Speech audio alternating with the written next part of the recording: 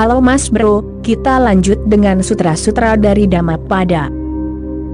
Sutra berikutnya, selama berbulan-bulan orang bodoh mungkin berpuasa, makan dari ujung bilah rumput. Tetap saja dia tidak bernilai sepeser pun, di samping master yang makanannya adalah jalan. Buddha tidak mengatakan jadilah seorang petapa. Buddha tidak mengatakan tinggalkan dunia, tinggalkan makanan, buat dirimu kelaparan, berpuasa, siksa tubuhmu. Dia tidak mengatakan itu. Dia tidak bisa mengatakannya. Dia telah belajar sebuah pelajaran besar dengan melakukan sendiri semua hal itu. Ketika dia meninggalkan istananya, dia mengikuti jalan tradisional selama 6 tahun, menyiksa dirinya sendiri, berpuasa, menghancurkan tubuhnya. Dia sampai pada titik, ketika dia telah menyiksa dirinya sendiri begitu banyak, sehingga dia hampir diambang kematian. Pada saat itu dia menjadi sadar, apa yang aku lakukan? Pada awalnya aku menuruti hawa nafsu, seluruh hari dan malamku dikhususkan untuk pemanjaan, wanita, anggur, makanan enak, pakaian, istana, kereta emas, berburu, menjalani kehidupan seorang pangeran. Aku melakukan sesuatu yang terbukti sia-sia. Dia baru berusia 29 tahun, ketika meninggalkan istananya. Pastilah dia orang yang sangat cerdas. Ada orang yang berusia 70 atau 79 tahun, tapi mereka belum menyadari kebodohan hidup mereka. Buddha baru berusia 29 tahun, pastilah dia orang yang sangat berwawasan. Pastilah dia sedang mengamati, melihat apa yang sedang dia lakukan, merenungkan banyak hal. Tiba-tiba dia menyadari, semua ini omong kosong, semua wanita ini, semua anggur ini, perburuan, semua pemanjaan ini. Ini tidak akan memberiku sesuatu yang kekal. Timur selalu mencari keabadian. Definisi kebenaran di timur adalah yang abadi. Dan definisi ketidakbenaran adalah yang sesaat. Ketika para mistikus timur mengatakan bahwa sesuatu bersifat ilusi, yang mereka maksud adalah sesuatu yang sesaat. Mereka tidak bermaksud bahwa sesuatu itu tidak ada. Mereka tahu bahwa itu ada, tetapi itu hanya sesaat, seperti gelembung sabun. Terkadang gelembung sabun bisa terlihat sangat indah. Jika sinar matahari melewatinya, gelembung itu bisa dikelilingi oleh pelangi, semua warnanya. Gelembung sabun memang ada, tetapi keberadaannya begitu sesaat, begitu menipu. Sehingga lebih baik dikatakan bahwa itu tidak ada. Oleh karena itu para mistikus timur mengatakan, dunia ini maya, ilusi. Bukannya dunia ini tidak ada, melainkan karena begitu sesaat, sehingga hampir tidak ada gunanya, apakah itu ada atau tidak. Lebih baik menyebutnya ilusi, karena itu akan membuatmu waspada, terjaga. 29 tahun itu cukup untuk membuatnya sadar bahwa ia sedang bermain dengan gelembung sabun. Ia melarikan diri, ia meninggalkan kerajaan. Namun, seperti yang hampir selalu terjadi, pikiran bergerak ke arah yang berlawanan. Pikiran seperti pendulum, bergerak dari kanan ke kiri, dari kiri ke kanan, ke arah yang berlawanan. Pikiran tidak pernah berhenti di tengah. Dan di tengah, itulah rahasianya. Jika pendulum berhenti di tengah, jam berhenti, waktu berhenti, dunia berhenti. Namun, pendulum bergerak dari kiri ke kanan, dari kanan ke kiri, dan pendulum terus bergerak. Pendulum terus menghidupkan waktu, dan waktu adalah dunia. Melampaui waktu berarti mengetahui sesuatu yang tidak akan mati.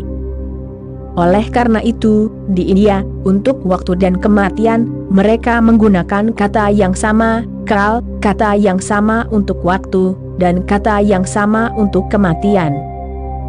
Itu bukan kebetulan, itu memiliki makna. Waktu adalah kematian, karena pada waktunya, segala sesuatu bersifat sementara, segala sesuatu akan mati. Pada suatu saat, waktu itu ada, pada saat lain, waktu itu hilang, dan hilang selamanya. Saat dirimu melampaui waktu, dirimu melampaui kematian. Namun, sama seperti pendulum yang bergerak ke arah yang berlawanan, pikiran Buddha juga bergerak ke arah yang berlawanan. Ia melarikan diri dari istana. Ia dulu memanjakan tubuhnya, dan sekarang ia mulai menyiksa tubuhnya. Ia dulu terobsesi dengan makanan enak. Sekarang ia mulai berpuasa, puasa yang lama. Ia menjadi seorang pertapa yang terkenal. Orang-orang mulai menghormatinya, orang-orang mulai mengikutinya. Ia adalah seorang pria yang tampan, salah satu pria paling tampan yang pernah ada di bumi. Tetapi 6 tahun penyiksaan diri dan masokisme ini menghancurkan tubuhnya. Ia menjadi gelap, ia menjadi kurus, ia menjadi jelek. Namun suatu hari, wawasan yang luar biasa muncul dalam dirinya, apa yang sedang aku lakukan? Pertama, aku terobsesi dengan makanan, sekarang aku terobsesi dengan puasa. Jadi pada dasarnya aku masih terobsesi dengan makanan. Pertama, itu obsesi positif, sekarang obsesi negatif. Namun, aku tidak berubah sedikit pun. Pertama, aku terobsesi dengan wanita, sekarang aku terobsesi dengan brahmacarya, selibat. Pada dasarnya, aku tidak berubah, aku masih terobsesi dengan seks. Pertama, aku berlari ke arah seks, sekarang aku melarikan diri dari seks, tetapi seks tetap menjadi pusat keberadaanku. Wahyu itu luar biasa. Wahyu itu sendiri menciptakan konteks di mana ia menjadi tercerahkan. Malam ketika ia memahami hal ini, sesuatu yang sangat penting terjadi padanya. Ia menertawakan seluruh kekonyolan pikirannya. Ia menertawakan pikiran yang licik. Ia berpikir bahwa ia melawan pikiran, padahal ia tidak melawan pikiran, pikiran telah mempermainkannya. Pikiran telah membodohinya, pikiran telah menipunya. Pikiran telah datang dari pintu belakang. Pertama-tama, pikiran datang dari pintu depan, kemudian datang dari pintu belakang, dan lebih berbahaya lagi jika ia datang dari pintu belakang. Paling tidak, jika dari pintu depan dirimu menyadari apa yang dirimu lakukan. Jika ia datang dari pintu belakang, secara tidak langsung, dengan cara yang halus, bersembunyi, ia datang tersembunyi di balik kedok. Pikiran begitu licik, sehingga ia bisa bersembunyi di balik pakaian, yang sangat berlawanan dengannya. Dari pemanjaan, ia bisa menjadi asketisme. Dari menjadi seorang materialis, ia bisa menjadi seorang spiritualis. Dari menjadi duniawi, ia bisa menjadi dunia lain. Namun, pikiran adalah pikiran, apakah dirimu mendukung dunia atau menentang dunia, dirimu tetap terkurung dalam pikiran. Mendukung atau menentang, keduanya adalah bagian dari pikiran. Ketika pikiran menghilang dalam kesadaran tanpa pilihan, ketika dirimu berhenti memilih, ketika dirimu tidak mendukung atau menentang, itu berarti berhenti di tengah. Satu pilihan mengarah ke kiri, satu ekstrim. Pilihan lain mengarah ke kanan, ekstrim lainnya. Jika dirimu tidak memilih, dirimu berada tepat di tengah. Itulah relaksasi, itulah istirahat, itulah pelepasan sejati. itu tidak bertentangan dengan dunia, itu tidak bertentangan dengan tubuh, itu tidak ada hubungannya dengan tubuh. Itu adalah kebangkitan kesadaran murni. Dirimu menjadi tidak memilih, tidak terobsesi. Dalam keadaan kesadaran yang tidak terobsesi dan tidak memilih itu, kecerdasan muncul yang telah tertidur, tidak aktif di dalam keberadaanmu. Dirimu menjadi cahaya bagi dirimu sendiri. Dirimu tidak lagi bodoh. Dari pemanjaan dirimu bisa bergerak ke penindasan, itu tidak akan membantu. Disitulah semua agama telah terpikat. Penindasan bukanlah jalan, dan tidak akan pernah menjadi jalan. Semua yang telah dirimu tekan, sedang menunggu kesempatannya. Ia telah masuk begitu saja ke alam bawah sadar. Ia bisa kembali kapan saja. Setiap provokasi akan muncul ke permukaan. Dirimu tidak terbebas darinya. Penindasan bukanlah jalan menuju kebebasan. Penindasan adalah bentuk perbudakan yang jauh lebih buruk daripada pemanjaan. Karena melalui pemanjaan, seseorang cepat atau lambat akan lelah, bosan. Sedangkan melalui penindasan, seseorang tidak akan pernah lelah. Lihat intinya, pemanjaan pasti akan membuatmu lelah dan bosan. Cepat atau lambat dirimu akan mulai berpikir tentang cara menyingkirkan semuanya. Tetapi penindasan akan membuat segalanya tetap hidup. Karena dirimu belum hidup, bagaimana dirimu bisa bosan? Dirimu belum hidup, bagaimana dirimu bisa muak?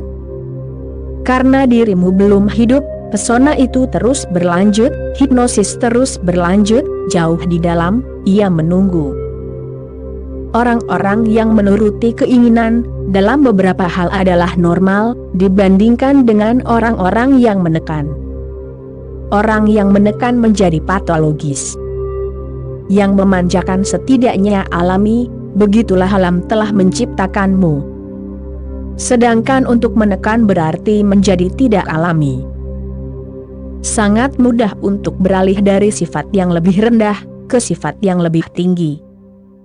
Sangat sulit untuk beralih dari tidak alami ke sifat yang lebih tinggi. Buddha menyebut kebenaran tertinggi, sifat tertinggi, as dhammo sanantano. Ini adalah sifat tertinggi, hukum tertinggi, katanya. Apakah hukum tertinggi? Kesadaran yang abadi, yang tidak pernah mati, dan murni. Sangat mudah untuk mencapai hukum abadi ini dari alam, karena alam lebih rendah tetapi tetap saja alam. Dan dirimu bisa melangkah dari yang lebih rendah ke yang lebih tinggi, yang lebih rendah bisa menjadi batu loncatan. Tetapi saat dirimu menjadi tidak alami, itu menjadi sangat sulit, dari menjadi tidak alami, tidak ada jalan menuju sifat tertinggi. Oleh karena itu, saranku adalah, jika dirimu akan memilih, pilihlah pemanjaan daripada pengekangan. Hal terbaik adalah tidak memilih, tetaplah tanpa pilihan, menjadi saksi saja, untuk melihat naluri, keinginanmu, dan tidak teridentifikasi dengannya, tidak mendukung ataupun menentangnya. Hal terbaik adalah menjadi saksi, karena dalam bersaksi, dalam api kesaksian, semua keinginan dibakar, dan bukan hanya keinginan, melainkan juga benih-benih keinginan pun terbakar. Seseorang menjadi nirblek tanpa benih. Tetapi jangan pilih yang negatif. Begitu dirimu menjadi represif, dirimu menjadi patologis, dirimu sakit. Faktanya, hanya orang-orang patologis yang tertarik pada sistem pemikiran yang represif. Semua biarawati di biara Belgia ditemukan hamil setelah perang, kecuali satu orang. Kardinal melakukan penyelidikan pribadi dan mengetahui bahwa semua biarawati telah diperkosa oleh tentara Jerman. Tetapi mengapa mereka tidak memperkosamu? Tanyanya pada seorang biarawati yang kurus, kecil, jelek dan menjijikan yang tidak hamil. "Siapa aku?" katanya. Aku menolak. Orang yang sakit juga bisa menemukan alasan-alasan rasional. "Dirimu tahu dongeng lama Aesop?" Si rubah berkata, "Anggurnya asam, karena si rubah tidak bisa meraih anggur, karena terlalu tinggi." Si rubah melihat sekeliling, dia berusaha keras untuk meraihnya, tetapi anggurnya terlalu tinggi, di luar jangkauannya. Dia melihat sekeliling, tidak ada seorang pun. Dia berjalan pergi, tetapi seekor kelinci sedang mengawasi, bersembunyi di balik semak-semak. Dan si kelinci berkata, "Bibi, apa yang terjadi? Tidak bisakah kamu meraih anggurnya?" Si rubah berkata, "Tidak, ini bukan masalah meraih anggurnya, anggurnya belum matang, anggurnya sangat asam." Orang-orang yang tidak bisa meraih anggurnya, bisa merasionalisasi bahwa anggurnya asam. Rasionalisasi ini mungkin menipu orang lain, tetapi bagaimana mereka bisa menipu dirimu? Si rubah tahu betul bahwa dia tidak bisa meraihnya. Nah, ini adalah rasionalisasi, dan pikiran sangat pintar dalam merasionalisasi. Jake pulang ke rumah pada siang hari. Dia disambut di pintu oleh istri dan putranya. Putranya berseru, "Ayah, ada hantu di lemari." Jake bergegas ke lemari dan membuka pintunya. Di sana, di antara mantel-mantel, ada rekannya, Sam. "Sam," pekik Jake, "kenapa kau datang ke sini siang-siang dan menakuti anakku?" Pikiran sangat licik dan pintar dalam merasionalisasi berbagai hal, dalam menemukan cara dan sarana. Pikiran bisa menyarankan penindasan kepada dirimu dengan sangat mudah. Karena jika dirimu menekan, dirimu akan jauh lebih berada dalam kekuatan pikiran daripada saat dirimu masih dalam kehidupan yang memanjakan. Dan pikiran akan memiliki cengkeraman yang jauh lebih kuat pada dirimu. Buddha mempelajarinya melalui pengalamannya sendiri, melalui 6 tahun penyiksaan hebat. Dengan Buddha, dunia memasuki fase baru keagamaan. Sebelum Buddha, tidak ada yang mengatakan bahwa penindasan, pertapaan, puasa, menyiksa tubuhmu, tidak akan membantu. Dengan Buddha, umat manusia memasuki fase baru, fase yang lebih tinggi. Buddha adalah tonggak yang sangat amat penting dalam evolusi kesadaran manusia. Tetapi ia belum dipahami dengan benar, karena lagi-lagi penafsirnya adalah para cendekiawan, pakar, pendeta tua. Mereka kembali mulai menafsirkan Buddha, hampir sepenuhnya bertentangan dengan pengalamannya sendiri. Mereka mulai banyak berbicara tentang 6 tahun itu.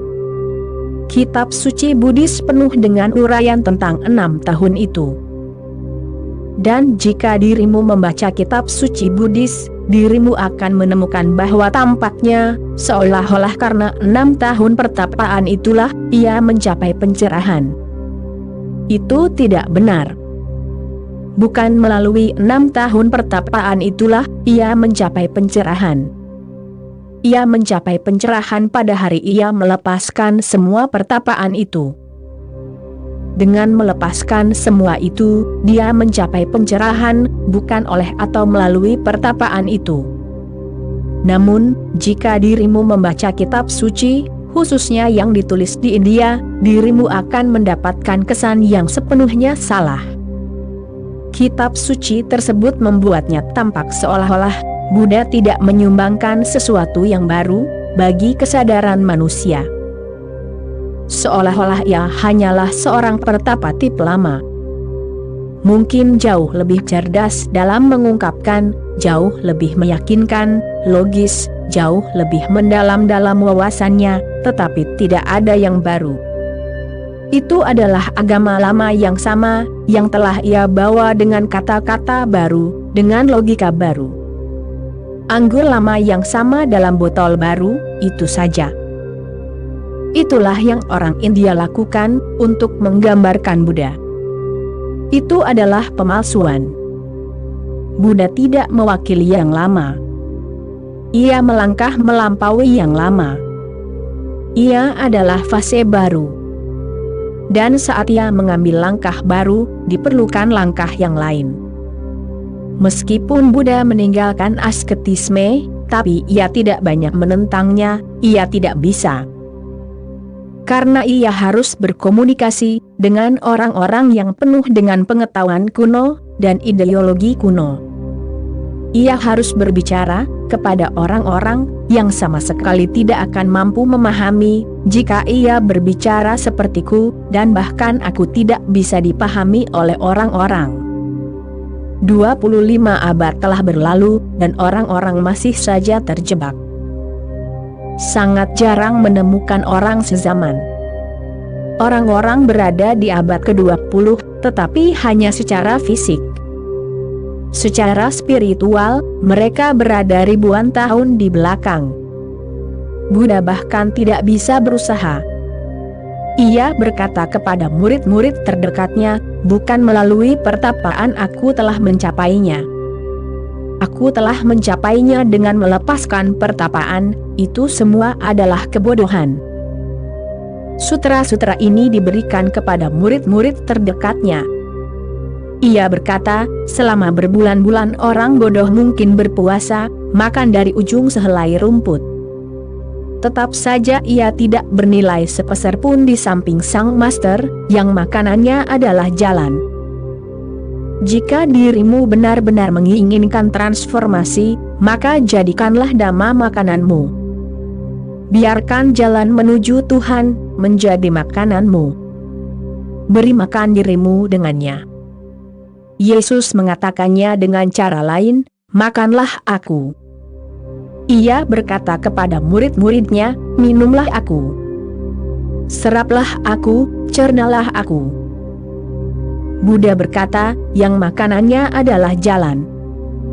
Jalan berarti dhamma, agama, hukum tertinggi, yang menjaga seluruh dunia dalam harmoni. Seseorang yang mulai makan dari harmoni ini memperolehnya, bukan dengan berpuasa.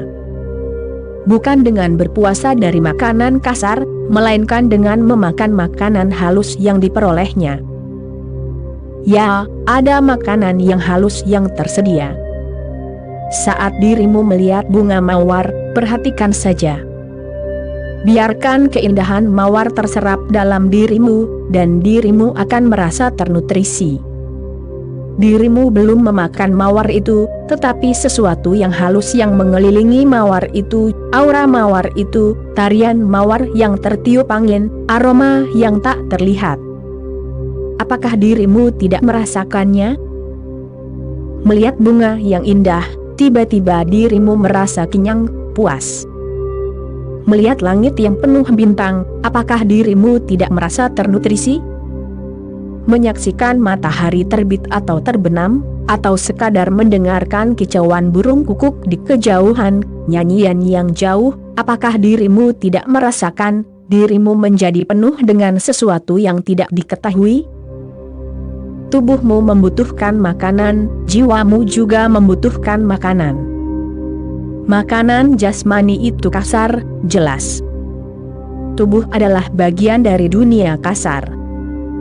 Makanan spiritual tidak terlihat, makanan itu ada dalam musik, puisi, keindahan, tarian, lagu, doa, meditasi, yang membawamu semakin dalam menuju makanan spiritual. Buddha berkata, bukan dengan meninggalkan makanan kasar, dengan berpuasa, seseorang memperolehnya, melainkan dengan memakan jalannya. Sebuah ungkapan aneh, dengan memakan dhamma. Apakah dhamma itu? Itu berarti keharmonisan dari keberadaan, itu berarti melodi dari keberadaan, itu berarti tarian tertinggi yang berlangsung terus-menerus.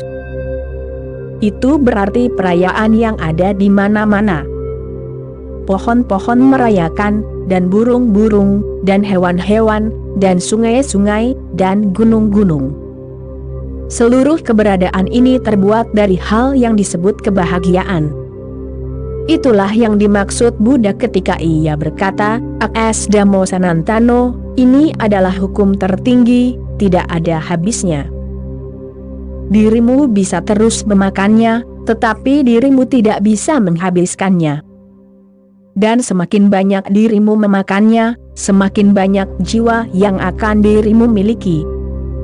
Semakin banyak dirimu memakannya, semakin ilahi dirimu jadinya.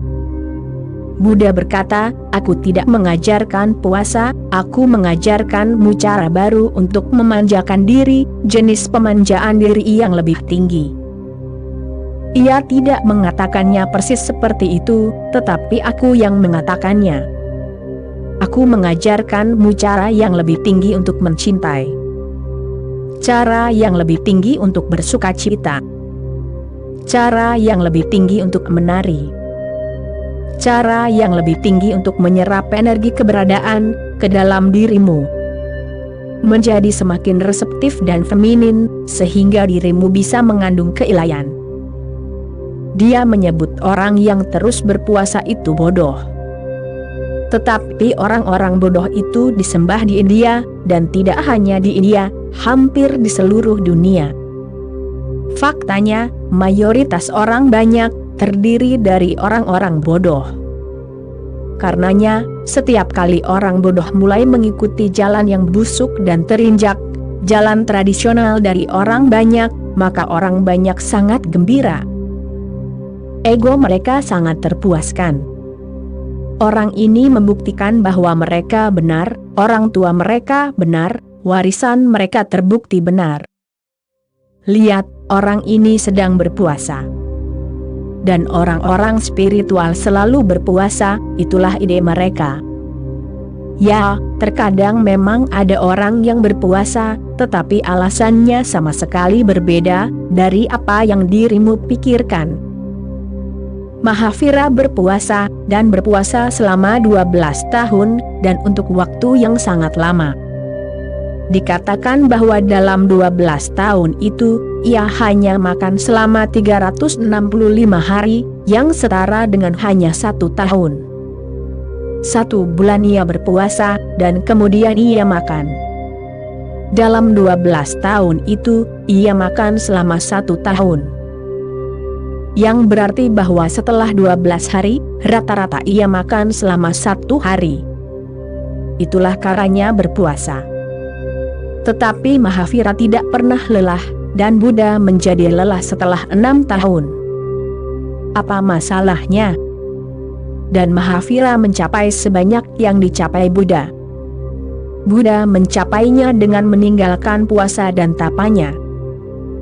Mahavira tidak pernah meninggalkannya. Sekarang, keduanya tidak mungkin benar, tetapi aku katakan kepadamu keduanya benar. Tetapi alasannya sangat berbeda, hampir tidak masuk akal. Puasa Mahavira memiliki kualitas yang sama sekali berbeda. Ia bukan seorang pertapa, ia tidak berpuasa. Sebenarnya, dia makan begitu banyak harmoni kehidupan, sehingga dia merasa tidak perlu makan. Jiwanya begitu dipenuhi dengan energi halus, sehingga tubuhnya merasa puas. Dia merasa tidak perlu makan. Bahkan, mengatakan bahwa dia berpuasa, tidaklah benar. Jika aku diizinkan maka aku akan mengatakan, dia tidak bisa makan. Dan dirimu juga terkadang mengamatinya. Setiap kali dirimu sangat bahagia, dirimu tidak akan bisa makan. Kebahagiaanmu begitu melimpah, sehingga tidak menyisakan selera makan, tidak menyisakan kekosongan dalam dirimu. Tidak hanya jiwamu yang meluap, tubuhmu mulai dipengaruhi oleh jiwa tersebut. Tubuhmu adalah bayangan bagi jiwamu. Dirimu akan terkejut, orang yang sengsara makan lebih banyak, orang yang bahagia makan lebih sedikit. Orang yang sengsara merasa begitu hampa, sehingga ia ingin mengisi dirinya sendiri, menjejali dirinya dengan sesuatu atau yang lainnya. Orang yang sengsara terus makan, ia terus menjejali ini dan itu ke dalam Ia merasa begitu hampa dan tersesat, sehingga ia tidak tahu harus berbuat apa. Tampaknya lebih mudah untuk pergi ke lemari es dan makan sesuatu lagi. Mungkin itu akan memberimu perasaan kenyang. Dan tentu saja itu memberimu, pada tingkat yang sangat kasar, perasaan kenyang. Sekarang, Amerika paling menderita karena makan berlebihan, dan alasannya sederhana. Amerika sekarang menderita kekosongan batin yang hebat. Alasannya adalah spiritual, oleh karena itu tidak ada diet yang bisa membantu. Dan berapa lama dirimu bisa berdiet? Dirimu bisa berdiet selama beberapa hari, dengan tekad yang kuat. Dirimu harus memaksakan diri. Kemudian setelah beberapa hari, dirimu menjadi lelah berusaha, dan kemudian dirimu melahap makanan dengan penuh nafsu. Dan berat badanmu akan semakin bertambah lebih banyak daripada yang dirimu turunkan dengan berdiet. Di Amerika, ini adalah masalah, dan di semua negara kaya, ini akan menjadi masalah. Itu karena dirimu memiliki kekosongan dan hanya makanan yang tersedia. Hanya makanan yang tersisa untuk mengisimu, seks yang tersisa untuk mengisimu. Teruslah membeli gadget baru, barang-barang baru. Jika dirimu tidak bisa memiliki yang lain, setidaknya dirimu bisa terus mengumpulkan perabotan. Dirimu bisa memenuhi rumah, jika dirimu tidak bisa memenuhimu. Itu hanyalah cara tidak langsung untuk merasa kenyang. Yang sebaliknya terjadi, ketika dirimu benar-benar bahagia, gembira, ketika dirimu melayang, ketika dirimu merasa tidak berbobot. Dalam puasa bahasa Sanskerta memiliki keindahan tersendiri. Kata puasa dalam bahasa lain tidak memiliki kualitas itu. Kata puasa dalam bahasa lain berarti menahan lapar dengan tekad yang kuat. Kata puasa dalam bahasa Sanskerta adalah upawas, artinya dekat dengan Tuhan. Secara harfiah, kata ini berarti dekat dengan Tuhan, tidak ada hubungannya dengan menahan lapar. Kata ini berarti begitu dekat dengan Tuhan, begitu penuh dengan Tuhan, sehingga dirimu melupakan seluruh tubuhmu. Sehingga dirimu melupakan seluruh nutrisi tubuhmu. Dirimu begitu ternutrisi oleh makanan halus, energi halus, yang terus menghujanimu. Mahavira tidak berpuasa dengan cara yang sama, seperti Buddha. Mahavira memakan Tuhan, dan Buddha hanya berpuasa. Puasa Mahavira adalah upawas, dekat dengan Tuhan. Puasanya adalah apa yang dimaksud dalam bahasa Sanskerta. Puasa Buddha adalah apa yang dimaksud dalam bahasa Inggris, hanya menahan lapar. Oleh karena itu, Mahavira mencapainya tanpa meninggalkan puasanya. Karena sejak awal, itu memang bukanlah puasa, jadi tidak perlu meninggalkannya. Buddha harus meninggalkannya, itu adalah kebalikan dari pemanjaan. Ia hanya membuat dirinya kelaparan, dengan motif bahwa dengan kelaparan, seseorang bisa mencapainya. Bagaimana dirimu bisa mencapai Tuhan, dengan membuat tubuh kelaparan? Logika apa ini? Penalaran ilmiah apa yang ada di dalamnya? Apakah dirimu pikir, Tuhan adalah seseorang seperti Adolf Hitler, yang menikmati siksaanmu? Yang senang melihat anak-anaknya lapar, dan bermimpi tentang makanan? Yang senang melihat orang menjadi jelek, sakit? Tuhan adalah kasih sayang, Tuhan adalah cinta. Ia ingin dirimu dipenuhi olehnya. Dan ketika dirimu dipenuhi olehnya, dirimu mungkin merasa tidak perlu makan. Mahavira tidak berpuasa, ia hanya tidak ingin makan, itu saja. Dan itu adalah perbedaan yang besar.